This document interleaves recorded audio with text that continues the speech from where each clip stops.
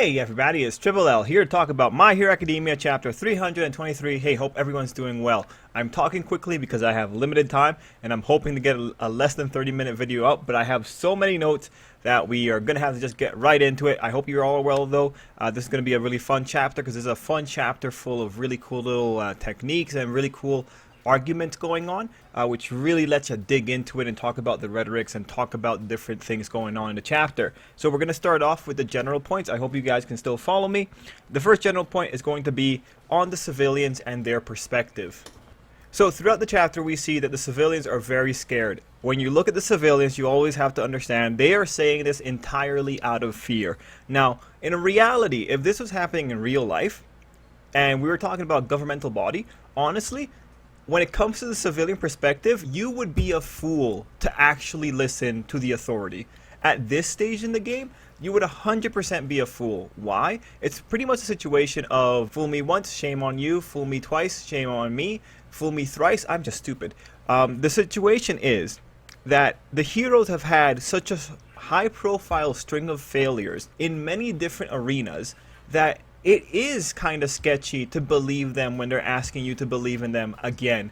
If this was a government body and the government's asking you to believe in them after a series of let's say 8 high profile failures, not many people would actually be willing to do that, especially if they've been scored multiple times. UA, for instance, is not safe from any talk of failures. UA has had many high profile failures.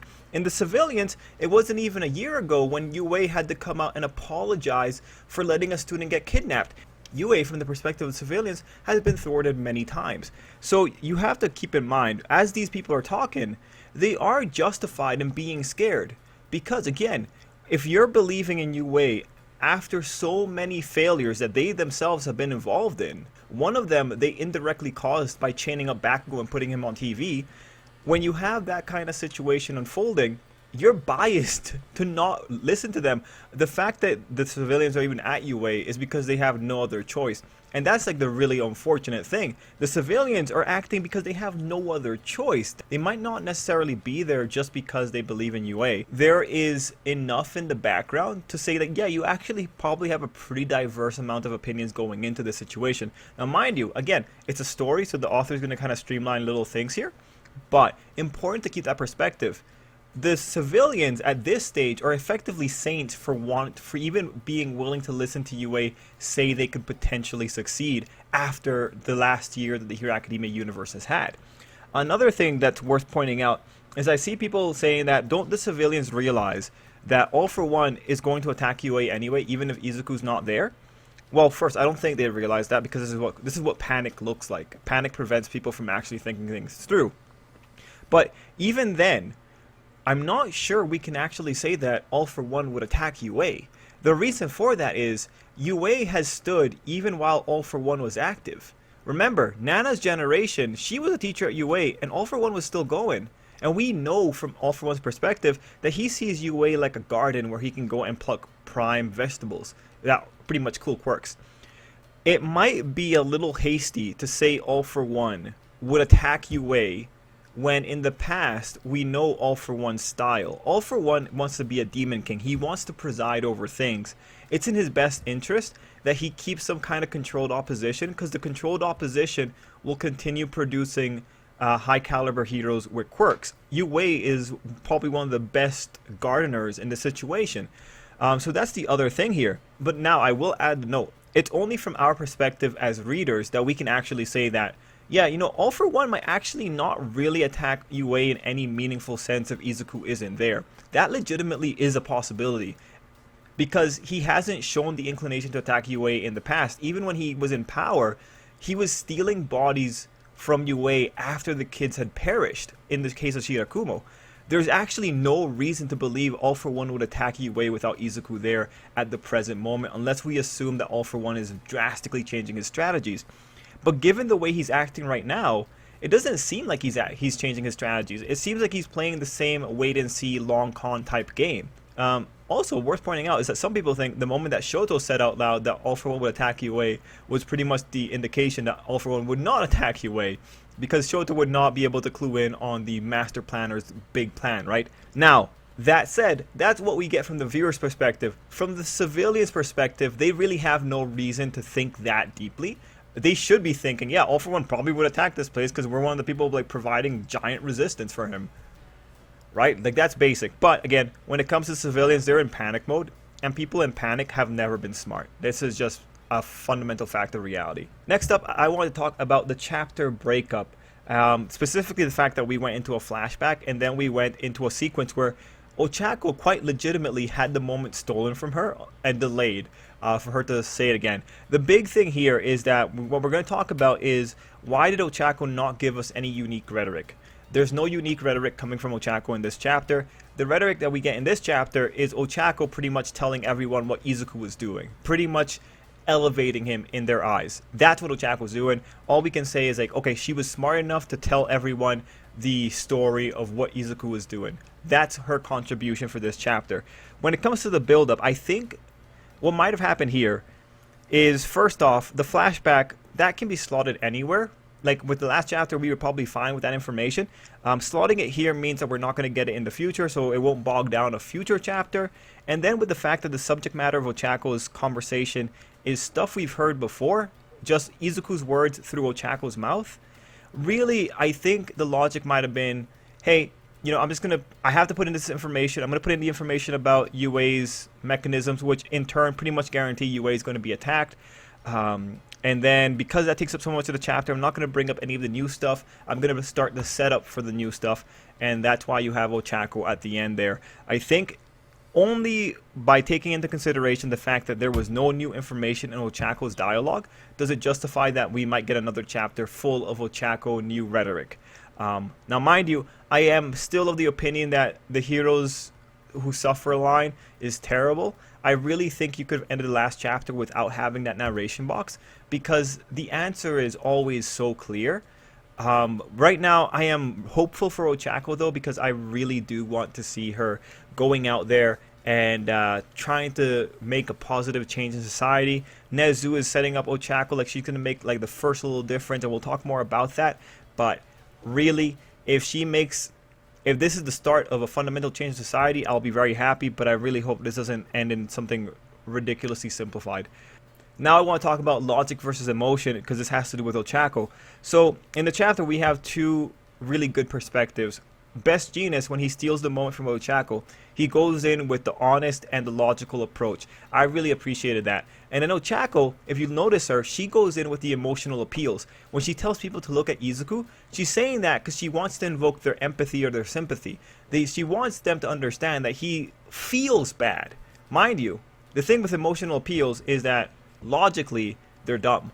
Emotional appeals an appeal to emotion is officially recognized as a logical fallacy. Emotions don't reflect anything about objective reality. They only reflect subjective truths. Now the thing is, appeals to emotion are an incredible manipulative technique. The reason for that is people feel their emotions, and because they feel their emotions, that perception is reality for them. That's why emotions can be so misleading, because you feel that. I mean, like, if you get angry about something, you feel like, yeah, it's true that I'm angry. There must be a reason for why I'm angry and all that kind of stuff. People can play all those kind of rationalization games.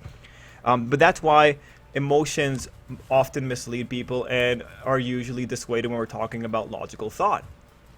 Now, again, like I said, they're a great manipulation tactic.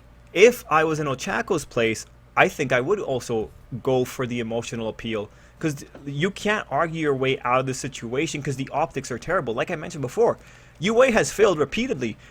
When you have failed this much, you can't use logic. You have to go in with emotion and try to get people's emotional faculties to override their rational faculties. This is the common tactic for whenever anyone has messed up. They will 100% appeal to emotions and appeal to like some kind of shared humanity, even though it might not make sense to like listen to this person. Politicians will do this all the time. So really, props to Ochako for going the emotional route, because for this kind of situation, it's probably the better route, because the logical approach, while it is respectable and it's very brave of Best Jeanist to go in there and tell the truth, not many people are going to respond to it when they're in a fervor. So ultimately, when it came to Ochako, it's a little bit of a mixed bag. On one hand, you have Ochako pretty much again saying Izuku's words out for everyone else, for the slow people in the room. But on the other hand, it's like, well, that's actually pretty smart.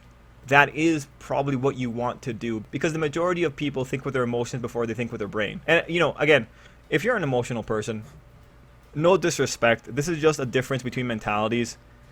Emotions are things you can't really control. If you feel something, you feel something. It's always, when it comes to dealing with emotional outbursts, it's always a matter of the emotion happens first, and then your mind has to play keep up with it to try and like calm it down and tell yourself like, okay, is this actually justified? You know, mindfulness is hard. Mindfulness is very hard, and this is ultimately the side effect of that reality. Anyone can react with feeling, but it takes effort to react to your feeling with logic. Final thing I want to say is the linking component.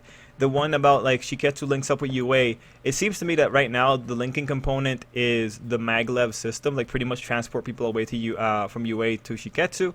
That's what I think it is. Now mind you, we only really saw little shelters, but UA itself might turn into a giant robot. I just don't know if we're going to get a giant robot. I know there's a sky wheel in one of the cover spreads, but we'll have to see. For now, I think the shelters themselves, that's probably the linking system. But let's hope for more docking. Anyway, with that out of the way, let's get into the page-by-page walkthrough. I'll try to go very quickly. We go into page 1, and this was a continuation of the flashback that we got a few chapters ago. The purpose of this page was pretty much explain why they went back to UA. And here Nezu presents the logic that Izuku's too valuable to risk losing him during the rest period. Also, we had Nezu comparing UA to Tartarus, which thankfully Momo pointed out why that comparison might be a little bit sketchy. Anyway, on page 2, we have the reveal that Nezu has been thinking about Shigaraki for a very long time. And that leads us into the setup that UA itself can travel. And the explanation comes on page 3, that UA has like a whole underground network that they somehow made. I assume robot labor was involved. Now, honestly, when I was looking at this, it took a little bit just to figure out what exactly the author was trying to draw here. But it made sense. If you follow the vertical lines, you can see what was going on. So pretty much what happens is the upper portion, which I assume is a shelter, they go underground, then a casing comes over top of them, sealing it, and then that box gets shunted out towards wherever it needs to go. You know, again, my question is, how did no one ever notice that they had this? And also it's funny that UA planned to have a lot of people here, because when you think about how many people are at UA, you actually don't need to have that many partitions on the grounds, right? The partitions would only be at the dorms, but here you have multiple grounds with what you can assume are shelters being separated into this checkerboard type thing. But whatever, we're not going to question it. We move into page 4, which is a really interesting page because this is the page with all the justifications. So in this panel, this might point to an event from School Briefs involving Kirishima, Shoji, and Tokoyami, and I think a few others, where they fell into a mysterious space underneath UA. Here we come to the next bit, the 3,000 plates. So I'm going to tackle the 3,000 plates bit by bit and give my thoughts on each process. First, the fortified ground. We've fortified the ground with about 3,000 layers of bulwark plates.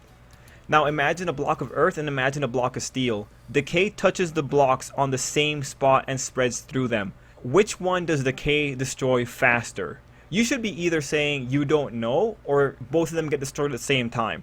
The thing is, we don't actually have enough data to know if decay spreads at a different rate through different mediums. We only know that putting things in decay's way technically slows it down only because it has more space to travel through.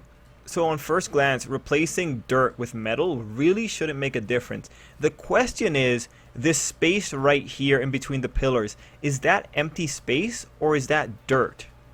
Right? That's one of the first big questions you ask. If that's empty space, then that could legitimately slow down decay.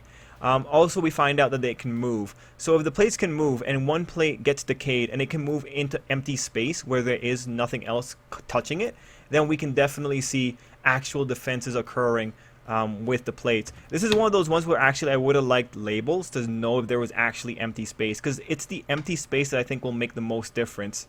And just for the record, you know, this system will probably help against other villains, but the reason we're talking about decay is because Tokoyami points out this is specifically for decay.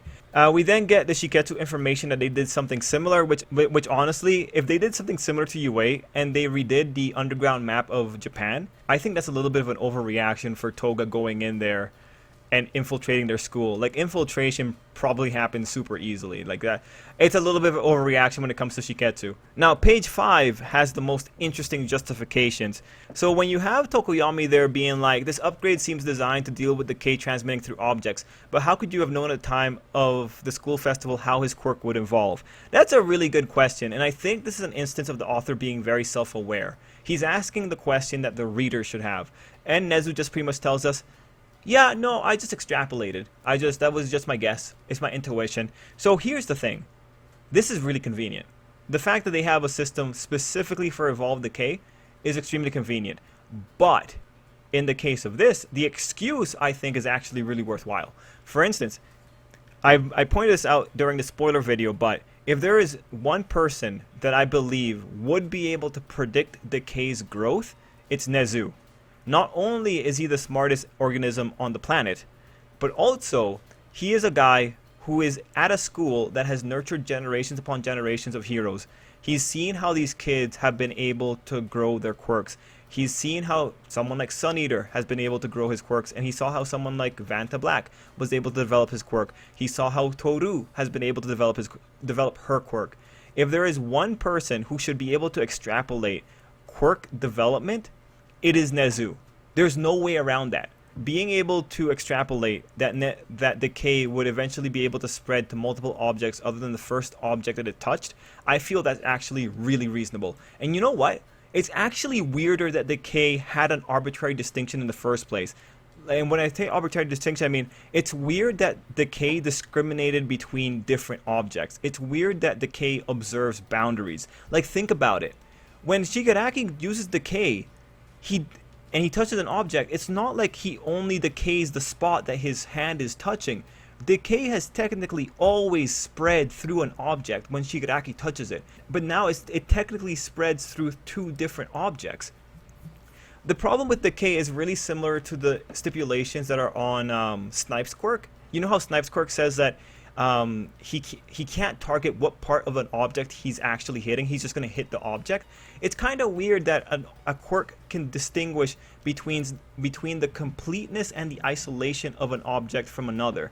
It's weird. If you had a computer doing it and you have, like, say you're holding hands with your friend and you're using computer vision, the program might not pick up that you and your friend are two different objects technically the way a human would be able to pick that up. So that's what makes decay really weird. Assuming that decay would drop the arbitrary distinction of observing the boundary between objects, that's actually not that crazy, especially if you assume a really smart person is thinking it. On this page, we also have the little thing that Nezu is super rich because he had led to the because he had made strides in quirk morality education, a man of worldwide renown. So that's just pretty much the author saying, like, hey guys, don't worry about money. Nezu has more money than the world combined. Alright, sure, whatever. He also has robot labor. I'm pretty sure that's pretty important. The thing is, though, you know, this isn't the first time I've heard of someone contributing to quirk-based something and being a traitor. That being Dr. Garaki. Garaki, I think, you know, led quirk-based medicine or something like that. I forget what it was called. But Garaki was also a man of big renown, right? The reason I'm pointing that out is just because people like the Nezu traitor theory, and it's like, so far, if you're a nice person on the outside, you might not be that great on the inside. We'll have to see if Nezu is the counterpart to Garaki.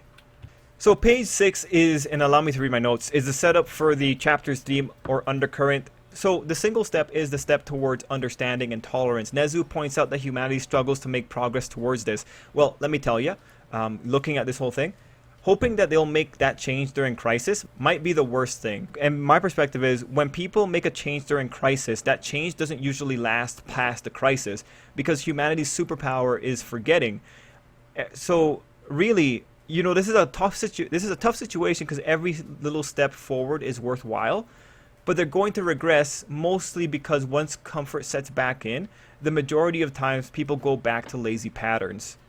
Now, from narrative perspective, this is a story, and this you can actually hit the ideals of what Nezu wants. And the speech has its purpose narratively, but these things are going to need a lot of work. And what we need to hope for is that from this moment, some kind of reform happens. Society needs to fundamentally change. If you need understanding, that's something you need to continuously work for. You need to maybe improve your education system. A little girl yelling from an absurdly high rooftop might be a first step, but it's going to be extremely limited unless you continue adding more fuel to the fire. Narrative wise, this type of thing will also be made silly if a sequel to Hero Academia ever happens, like in the same vein as Boruto. The reason I say that is because stories in shonen need antagonists, and I don't think Hero Academia will be able to tell a story without antagonism from the public. Too much of hero fiction by itself features the public as antagonists because that adds pressure to the hero's actions. Even One Punch Man, which is a little bit funnier and more focused on heroes, they still have moments where they cast the public as ignorant and scared, and they serve as an antagonistic force.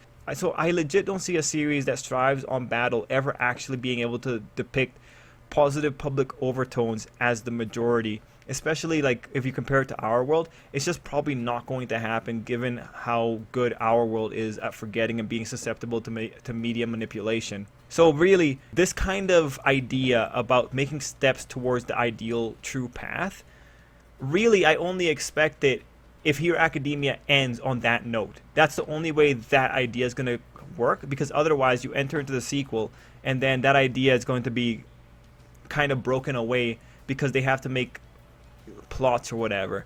That's the unfortunate thing. Sequels usually undo quite a bit of the positive messages from the previous series because they need strife. All that said, Nezu's hope, the one step, again, it serves its narrative purpose because that becomes the framework for the chapter.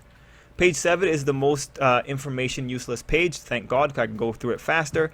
Page 8 is showing off characters. We see Inko, Mitsuki, Jiro's dad, Kota, and Ragdoll, Eri, Monoma taking care of Eri, really cute, Tetsu, and Shimage. The fact that Eri isn't with Class 3 might say Class 3 is out of UA right now, but we don't know. Also, we see this media personality talking about the whole Izuku and Shigaraki connection. On page 8, we also see Ochako running towards present Mike. But then on page 9, we see Best Jeanist stepping in. So this was hilarious, especially that look on Ochako's face. This is pretty much what the entire chapter did to Ochako. She's pretty much just being delayed until the end. Other people first. I thought it was funny. Anyway, here things get interesting for what I talked about at the beginning, because this is where you have the logic coming in. So Jeanist says that UA is most safe. I agree. I do think UA is the most safe place. Best Jeanist brings in, again, logic and honesty. Now what we're going to do here is that I'm going to tell you what Best Jeanist is saying, and then I'm going to translate what it's likely sounding like to the public who are panicked. So Best Jeanist says, at first, we decided to take the fight to the enemy. We used Izuku as bait in hopes of learning the villain's location, and that translates to, we used a child as bait. We, as adults, used a child as bait. We then go into, however, our search grid wasn't sufficiently wide enough, and the operation met with limited success, which translates to, we mostly failed. Izuku may be the villain's target, but he is also one of our ultimate resources in battle, which translates to exactly what it said. We then go into allowing him to grow even more worn and frayed could lead to a loss, and that translates to we adults let this kid get into real disrepair and weren't properly maintaining him, so now we have to fix him up. The reason this interpretation works, and it's pretty blaming the heroes for everything, is because page 10 is just someone echoing, you guys have been failing repeatedly. That's why this interpretation is likely what they're hearing when Best Jeanist talks here. Interpretations would be biased towards pessimism on this one. Page 10, Best Jeanist is honest about it not being the best plan, and we also get a really nice pained Shoto face. Best Jeanist asks the crowd to let Izuku rest based on the idea that the best weapon needs to be at the best condition, which logically sounds checks out. Bottom of page 10 was the civilians pointing out, why should we trust you when you've been on a losing streak? Now, here, one thing to keep in mind is the way the civilians talk. They make it seem like there are three factions, civilians, heroes, and villains. They make it seem like the heroes and villains are doing their own little thing as the civilians watch to the side, and like they're unfortunately victims caught up in everything. And mind you, to a degree they are, but the civilians aren't bystanders. They played their role in this. We know they did because when the villains criticize society, they're not criticizing just the heroes. We know what the civilian apathy has done to the generation of villains. Ultimately, it's not three factions. It's only two factions. It's the pro-peace faction that is made up of civilians who allow society to continue running, and the heroes who protect the society that the civilians create, versus the anti-society faction, or pretty much all for one, the villains faction. Now, page 11 is the page that really makes you wonder, why did you let a kid just face the fury of the mob? The mob has whittled away older heroes, and you let him take this on in the face? This is way too traumatic for a child, and honestly, again, another failing on the adults. Imagine a mother having to watch her child be yelled at for trying to be a good person. Imagine. That's traumatic. No, screw UAs. UA's an absolute dick in this regard. They're the worst. And here at the bottom we have the narration from Nezu's words, that unease spreads until it explodes. I think the spot it carries off from is issues shift and voices clash, making that single step feel like an impossible journey. And remember, it's the step towards understanding and tolerance. That unease spreads until it explodes, right? So it's important, again, it's important to recognize that Nezu wants to make a step during the worst possible situation, which for a story, great, but like, worst time to do it. Then we have Ochako jumping as people cry for a safe place to sleep at night. When I saw that line, you know, I got it, I get it. They want to be safe, but you know, to me, it just felt like, it kind of felt a little bit naive. It kind of felt like, you know, when the really sheltered person complains about life being hard, it's like, yeah, guess what? Life has always been this tough. It's always been scary. And you complaining is not making it any better. I can respect that you want a nice place, you want a safe place to sleep at night. But it's not as if the heroes are not in there with you.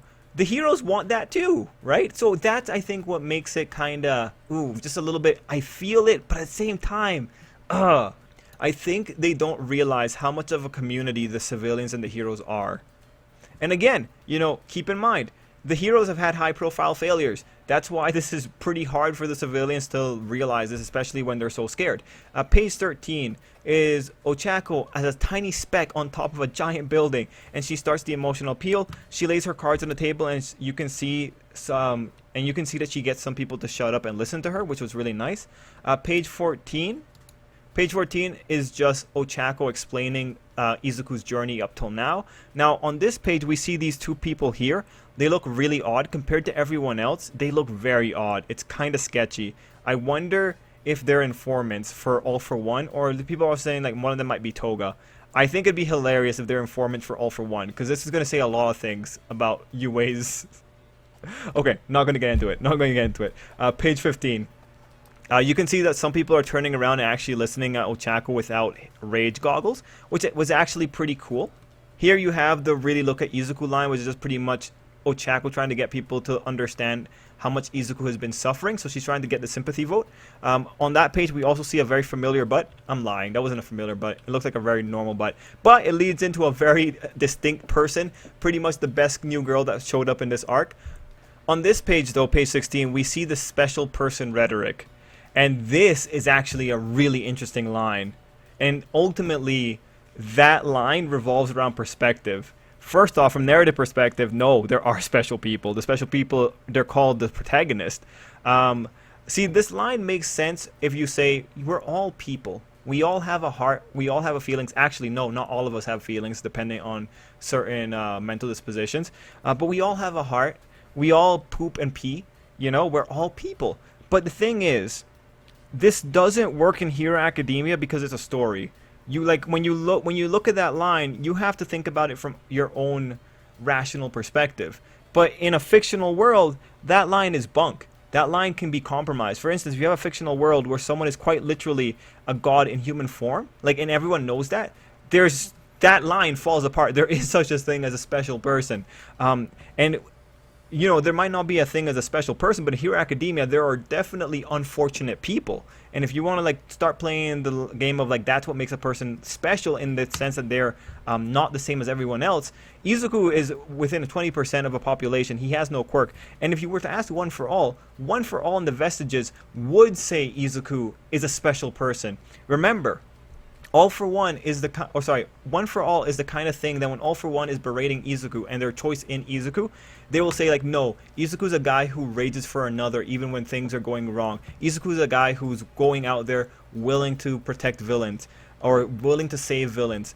That's what makes him special. Heck, you even had the controversy recently with the whole thing of Izuku now seeming like a chosen one And you know, the rhetoric that came out when they were talking about being quirkless is what made Izuku and All Might suited to One for All. The rhetoric was, you're special because you're not special, right? That was the rhetoric that fans had developed. So that's the fundamental issue here. When we, like, this is an issue where real world logic and narrative and nature of a story kind of collide.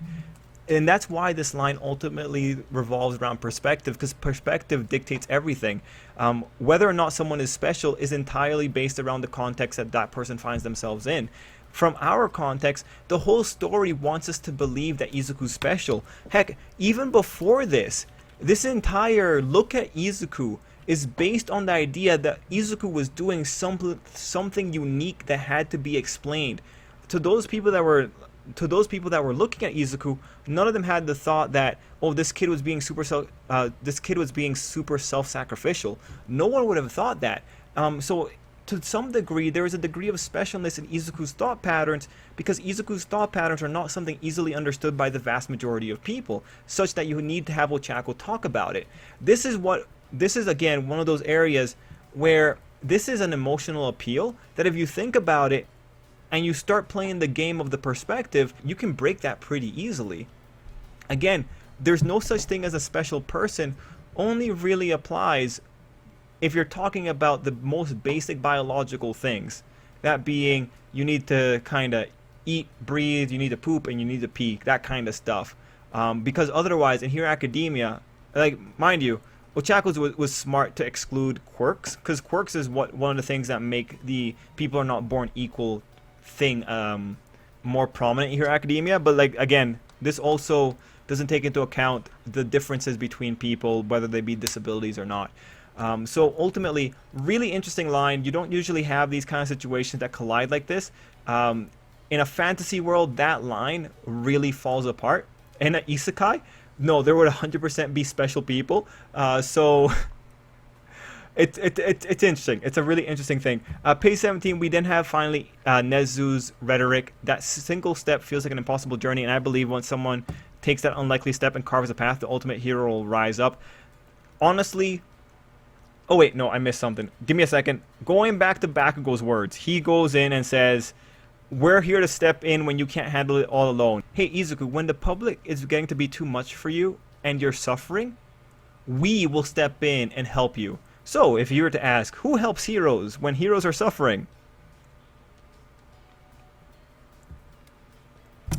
Anyway, this looks, with the build-up, that this seems to be Ochako's hope spot. And I have a lot of opinions about this. I really hope Ochako gets more.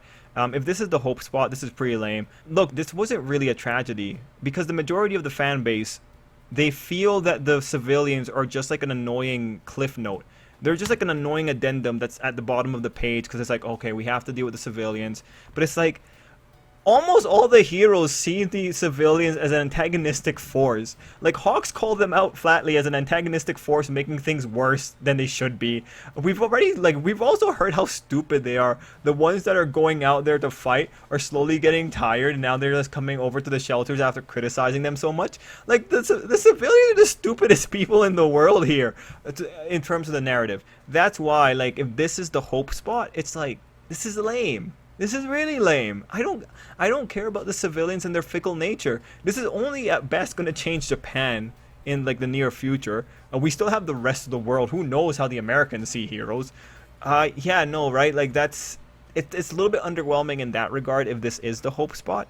I mean, mind you, it's cool for Ochako, but at the end of the day, it's a little girl yelling at a very small portion of the population. What we really have to hope for here is that there's like significant follow through for Ochako in the future if this is the hope spot. Again, it all comes back to like, I just want Ochako to have more that's actually reasonable and not regurgitating another character's ideas or regurgitating a fundamental truth in Hero Academia. Like, come on, really give this girl something to work with here. This is just kind of tiring. That said, about the ultimate hero, and this is leading into Ochako, if the ultimate message is the ultimate hero is a hero who inspires people to be their best selves and who inspires people to save themselves from their own worst traits, if that's what the ultimate hero is, then that's pretty cool, and I hope that Ochako touches on that kind of rhetoric. Personal responsibility is the name of the game. We cannot keep having a situation where one person is so powerful that everyone else feels that they can be a shittier person. No, no, no, that era is over. If Ochako is going to lead into that, then great. Now, of course, the question is, like, who's the ultimate hero going to be? And, you know, the first step is just like, the single step in this case is getting the public to understand Izuku's plight and to tolerate him, right? Because that's what Nezu sets up at the beginning. I could see, yeah, you know, Ochako starts that step, the path is created, and then Izuku can walk down it, or Ochako can walk down it. I'm interested in the rhetoric. Next chapter, if Horikoshi does not shaft Ochako again, I think will be the one that will be worth dissecting. Okay, how much time was that? Damn it, 40 minutes. Okay, guys, I gotta go. Thank you so much for watching. Let me know what you thought down below, and until next time, I hope you have an absolutely great day.